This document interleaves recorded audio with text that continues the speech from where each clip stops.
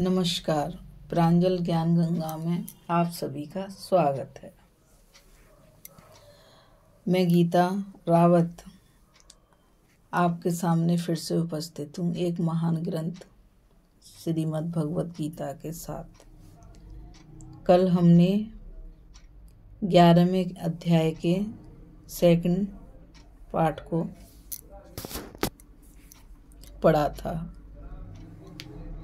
और 12वां भी अध्याय हो चुका था। आज हम 13वें अध्याय का पाठ करेंगे। उस पाठ का नाम है क्षेत्र क्षेत्रज्ञ विभाग योग। इस अध्याय में क्या है वह मैं आपको थोड़ा सा समझाना चाहूँगी। इस अध्याय में श्री कृष्ण चंद्र जी महाराज अर्जुन को क्षेत्र क्षेत्रज्ञ के बारे में बताते हैं। वह बताते हैं कि क्षेत्र क्षेत्रज्ञ क्या है। क्षेत्र तो हमारा शरीर है और क्षेत्रज्ञ आत्मा अर्थात ईश्वर को कहा गया है। और इस अध्याय में भगवान ज्ञान और ज्ञ के बारे में भी बताते हैं। भगवान बताते हैं कि ज्ञान तो हमारे अंदर की बुद्धि है और उस बुद्धि का विकास करना है। और जब हम भगवान की कृपा से अपनी बुद्धि का विकास करते हैं तो क्या सही है क्या गलत है उसको समझने की शक्ति का नाम ज्ञ है। और भगवान कहते हैं कि उस समझने सोचने की शक्ति को जानने वाला या ज्ञान को देने वाला अर्थात क्या सही है क्या गलत है उसको समझने वाले को सत्य कहते हैं। इस अध्याय में ज्ञान के बारे में बताया गया है कि ज्ञान का लक्ष्य क्या है और प्रकृति पुरुष के बारे में बताया गया है। भगवान इस अध्याय में बताते हैं कि प्रकृति क्या है और पुरुष क्या है। प्रकृति का अर्थ है वह मूल शक्ति जिससे संपूर्ण जीव जगत उत्पन्न होता है। जब सृष्टि का सृजन या निर्माण होता है सारे संसार का सृजन होता है। और प्रकृति हमारे चित्त की शक्ति को भी बताया गया है। मतलब हम क्या सोचते हैं, कैसे हमारे विचार हैं, क्या हमारी विचारधारा है। उस मन में जो हमारे विचार चलते हैं उसको भी प्रकृति बताया गया है। जब ही तो कहते हैं कि इस फला आदमी की प्रकृति ऐसी है।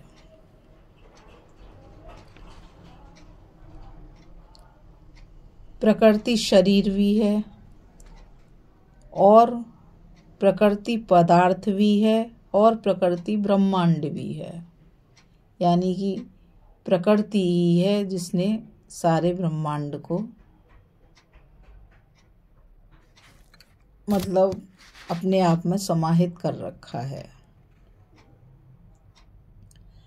अब भगवान पुरुष शब्द का अर्थ बताते हैं कि पुरुष शब्द का अर्थ क्या होता है। पुरुष शब्द का अर्थ होता है ब्रह्मांडीय अस्तित्व या स्वयं परमात्मा। इस अध्याय में भगवान यह भी बताते हैं कि मान अपमान में समान और सुख दुख में समान रहकर और बिना कोई आडंबर के क्षमा भाव रखते हुए तथा शुद्ध बुद्धि का आचरण करते हुए और अपने अंदर मन या हृदय में परमात्मा का ध्यान करते हुए पूर्ण वैराग्य को धारण करके और निष्कपट भाव से इस संसार में सारे कर्मों को करते हुए, और जो मनुष्य अपनी इंद्रियों को सब तरह से समेट लेता है, जैसे कि कछुआ अपने कवच के अंदर सारे अंगों को समेट लेता है और सुरक्षित हो जाता है, उसी प्रकार भगवान उदाहरण देते हैं कि मनुष्य को भी अपनी सारी इंद्रियों को चारों तरफ से समेटकर या विचारों से रोककर जो भगवान में ध्यान लगाया जाता है या एक सात्विक जीवन जिया जाता है, उसको वैराग्य कहते हैं। वैराग्य का मतलब ये नहीं कि घर छोड़ देना, पीले वस्त्र धारण कर लेना या अपने संसारिक कार्यों को छोड़ देना। ये तो एक अमूढ़ता है। सारे कामों को करते हुए भगवान के श्री कमलों में अपने ध्यान को लगाते हुए और अपने मन में विषय भोगों का चिंतन ना करते हुए, बुद्धि को शुद्ध रखते हुए जो सात्विक जीवन जिया जाता है, उसी को वैराग्य कहते हैं।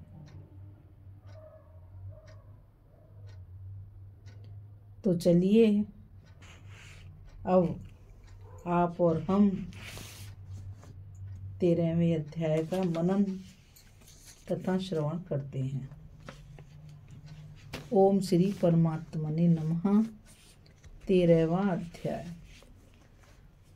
उसके उपरांत श्री कृष्ण भगवान फिर बोले, हे अर्जुन, यह शरीर क्षेत्र है ऐसे कहा जाता है, और इसको जो जानता है उसको क्षेत्रज्ञ ऐसा उनके तत्व को जानने वाले ज्ञानी जन कहते हैं। और हे अर्जुन, तू सब क्षेत्रों में क्षेत्रज्ञ अर्थात जीवात्मा भी मेरे को ही जान। और क्षेत्रज्ञ का अर्थात विकार सहित प्रकृति का और पुरुष का जो तत्व से जानना है वह ज्ञान है, ऐसा मेरा मत है। इसलिए वह क्षेत्र जो है और जैसा है तथा जिन विकारों वाला है और जिस कारण से जो हुआ है, तथा वह क्षेत्रज्ञ भी जो है और जिस प्रभाव वाला है, वह सब संक्षेप से मेरे में सुन। यह क्षेत्र और क्षेत्रज्ञ का तत्व ऋषियों द्वारा बहुत प्रकार से कहा गया है अर्थात समझाया गया है, और नाना प्रकार के वेद मंत्रों से विभाग पूर्वक कहा गया है, तथा अच्छी प्रकार निश्चय किए हुए युक्ति युक्त ब्रह्म सूत्र के पदों द्वारा वैसे ही कहा गया है। हे अर्जुन, वही मैं तेरे लिए कहता हूँ कि 5 महाभूत अर्थात आकाश, वायु, अग्नि, जल और पृथ्वी का सूक्ष्म भाव, अहंकार, बुद्धि और मूल प्रकृति अर्थात त्रिगुणमयी माया भी, तथा 10 इंद्रियां अर्थात श्रोत, त्वचा, नेत्र, रसना और घ्राण एवं वाक, हस्त, पाद, उपस्थ और गुदा, एक मन और 5 इंद्रियों के विषय अर्थात शब्द, स्पर्श, रूप, रस और गंध, तथा इच्छा, देश, सुख, दुख और स्थूल देह का पिंड एवं चेतनता और घृति, इस प्रकार यह क्षेत्र विकारों के सहित संक्षेप से कहा गया है। हे अर्जुन, श्रेष्ठता के अभिमान का अभाव, दंभाचरण का अभाव, प्राणी मात्र को किसी प्रकार भी न सताना और क्षमा भाव, तथा मन वाणी की सरलता, श्रद्धा, भक्ति सहित गुरु की सेवा, बाहर भीतर की शुद्धि, अंतकरण की स्थिरता, मन और इंद्रियों सहित शरीर का निग्रह, इस लोक और परलोक के संपूर्ण भोगों में आसक्ति का अभाव और अहंकार का भी अभाव, एवं जन्म, मृत्यु, जरा और रोग आदि में दुख दोषों का बारंबार विचार करना, पुत्र, स्त्री, घर और धनादि में आसक्ति का अभाव और ममता का न होना, तथा प्रिय प्रिय की प्राप्ति में सदा ही चित्त का सम रहना, अर्थात मन के अनुकूल तथा प्रतिकूल के प्राप्त होने पर हर्ष शोक आदि विकारों का न होना, मुझ परमेश्वर में एक ही भाव से स्थित रूप ध्यान योग के द्वारा अव्यभिचारिणी भक्ति तथा एकांत और शुद्ध देश में रहने का स्वभाव और विषयासक्त मनुष्यों के समुदाय में प्रेम का न होना तथा अध्यात्म ज्ञान में नित्य स्थिति और तत्व ज्ञान के अर्थ रूप परमात्मा को सर्वत्र देखना, यह सब तो ज्ञान है और जो इससे विपरीत है वह ज्ञान है, ऐसे कहा है।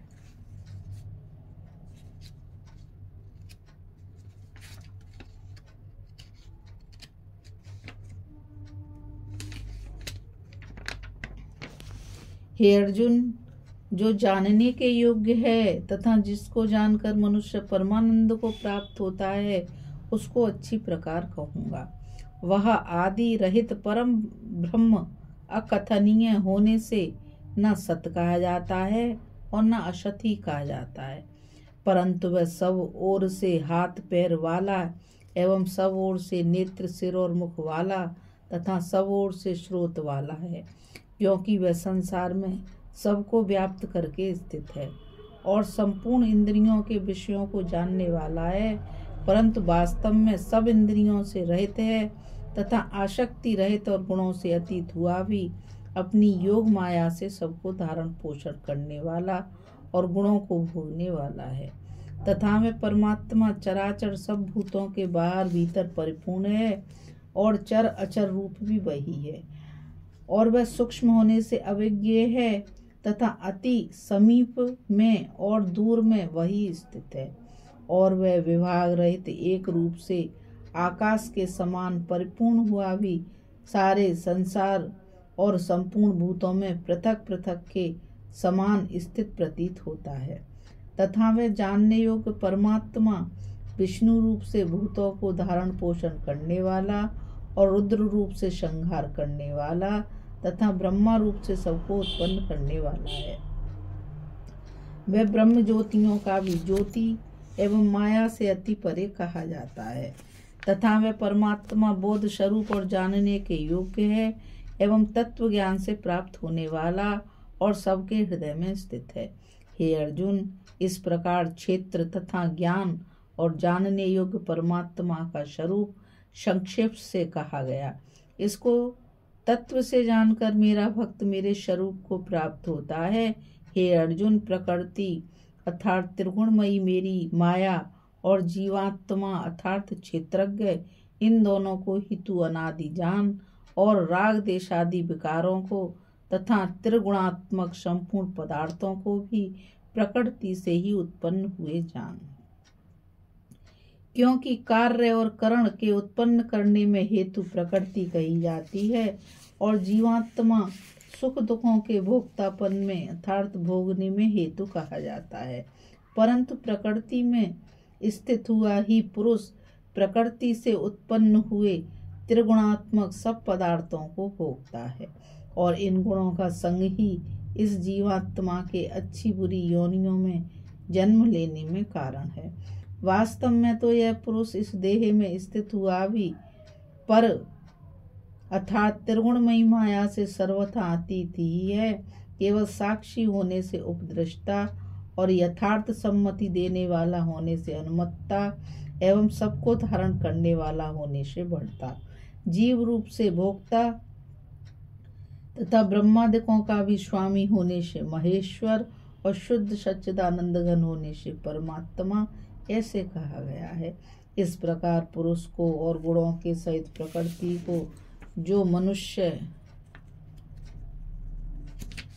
तत्व से जानता है वह सब प्रकार से बढ़ता हुआ भी फिर नहीं जन्मता है अर्थात पुनर्जन्म को नहीं प्राप्त होता है। हे अर्जुन, उस परम पुरुष परमात्मा को कितने ही मनुष्य तो शुद्ध हुई सूक्ष्म बुद्धि से ध्यान के द्वारा अपने हृदय में देखते हैं तथा अन्य कितने ही ज्ञान योग के द्वारा देखते हैं और अपर कितने ही निष्काम कर्म योग के द्वारा देखते हैं, परंतु इनसे दूसरे अर्थात जो मंद बुद्धि वाले पुरुष हैं, वे स्वयं इस प्रकार न जानते हुए दूसरों से अर्थात तत्व के जानने वाले पुरुषों से सुनकर ही मेरी उपासना करते हैं। अर्थात उन पुरुषों के कहने के अनुसार ही श्रद्धा सहित तत्पर हुए साधन करते हैं, और वे सुनने के परायण हुए पुरुष भी मृत्यु रूप संसार सागर को निस्संदेह तर जाते हैं। हे अर्जुन, यावन मात्र जो कुछ भी स्थावर जंगम वस्तु उत्पन्न होती है, उस संपूर्ण को तू क्षेत्र और क्षेत्रज्ञ के संयोग से ही उत्पन्न हुई जान। अर्थात प्रकृति और पुरुष के परस्पर के संबंध से ही संपूर्ण जगत की स्थिति है। वास्तव में तो संपूर्ण जगत नाशवान और क्षणभंगुर होने से अनित्य है। इस प्रकार जानकर जो पुरुष नष्ट होते हुए सब चराचर भूतों में नाश रहित परमेश्वर को समभाव से स्थित देखता है, वही देखता है, क्योंकि वह पुरुष सब में समभाव से स्थित हुए परमेश्वर को समान देखता हुआ अपने द्वारा आपको नष्ट नहीं करता है, अर्थात शरीर का नाश होने से अपने आत्मा का नाश नहीं मानता है। इससे वह परम गति को प्राप्त होता है। और जो पुरुष संपूर्ण कर्मों को सब प्रकार से प्रकृति से ही किए हुए देखता है, अर्थात इस बात को तत्व से समझ लेता है कि प्रकृति से उत्पन्न हुए संपूर्ण गुण ही गुणों में बढ़ते हैं तथा आत्मा को अकर्ता देखता है, वही देखता है। और यह पुरुष जिस काल में भूतों के न्यारे न्यारे भाव को एक परमात्मा के संकल्प के आधार स्थित देखता है तथा उस परमात्मा के संकल्प से ही संपूर्ण भूतों का विस्तार देखता है, उस काल में सच्चिदानंद घन ब्रह्म को प्राप्त होता है। हे अर्जुन, अनादि होने से और गुणातीत होने से ये अविनाशी परमात्मा शरीर में स्थित हुआ भी वास्तव में न करता है और न लिपायमान होता है। जिस प्रकार सर्वत्र व्याप्त हुआ भी आकाश सूक्ष्म होने के कारण लिपायमान नहीं होता है, वैसे ही सर्वत्र देह में स्थित हुआ भी आत्मा गुणातीत होने के कारण देह के गुणों से लिपायमान नहीं होता है। हे अर्जुन, जिस प्रकार एक ही सूर्य इस संपूर्ण ब्रह्मांड को प्रकाशित करता है, उसी प्रकार एक ही आत्मा संपूर्ण क्षेत्र को प्रकाशित करता है, अर्थात नित्य बोध करता है। अर्थात नित्य बोध स्वरूप एक आत्मा की ही सत्ता से संपूर्ण जन वर्ग प्रकाशित होता है। इस प्रकार क्षेत्र और क्षेत्रज्ञ के भेद को तथा विकार सहित प्रकृति से छूटने के उपाय को जो पुरुष जानने योग्य को ज्ञान नेत्रों द्वारा तत्व से जानते हैं, वे महात्मा जन पर ब्रह्म परमात्मा को प्राप्त होते हैं। इति श्रीमद्भगवद गीता रूपी उपनिषद एवं ब्रह्म विद्या तथा योग शास्त्र विषयक श्री कृष्ण और अर्जुन के संवाद में क्षेत्र क्षेत्रज्ञ विभाग योग नामक 13वां अध्याय समाप्तम। बोलो श्री कृष्ण भगवान की जय। बोलो श्री मद्भगवद गीता महापुराण की जय। बोलो श्री संत अर्जुन की जय।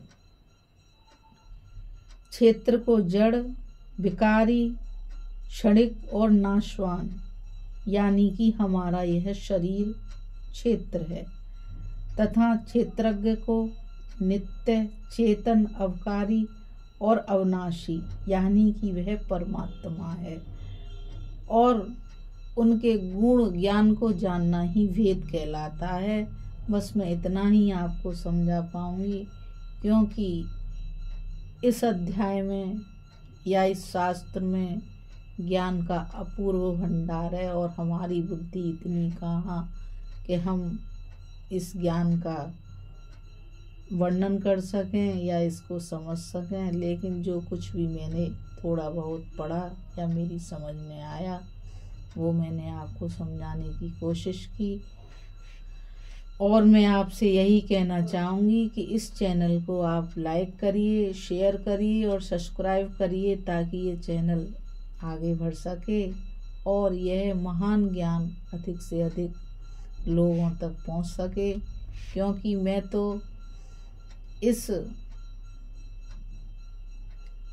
महाग्रंथ को पढ़ने की कोशिश कर रही हूँ, आप तक पहुँचाने की कोशिश कर रही हूँ, लेकिन आपके सहयोग के बिना भी तो मैं कुछ नहीं कर सकती। इसलिए आप इसको ज़्यादा से ज़्यादा सब्सक्राइब करिए और इसको आगे बढ़ाइए, शेयर करिए लोगों को, ताकि और लोग भी इसे सुनें।